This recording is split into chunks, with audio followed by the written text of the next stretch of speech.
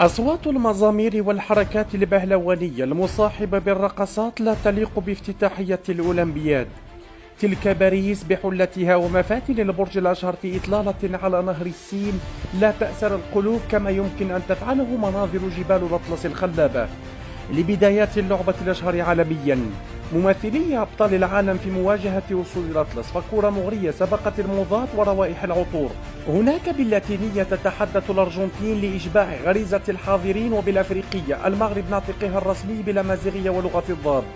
رقصة التانغو ضاعت بين الفولكلورية المغربية، فهي لم تتناسب مع موسيقى الراي والقناوة حتى تنسوا أبجديات الرقص وأساسيات كرة القدم.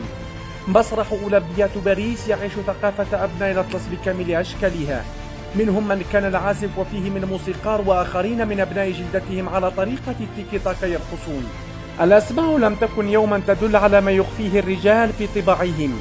هذا رحيم يعيش التناقضات في اسمه، بهيئة رجل ثوري قضى على أحفاد جيفارا، وبدوره لاعب كرة قدم أجهز على أحفاد أرماندو مارادونا.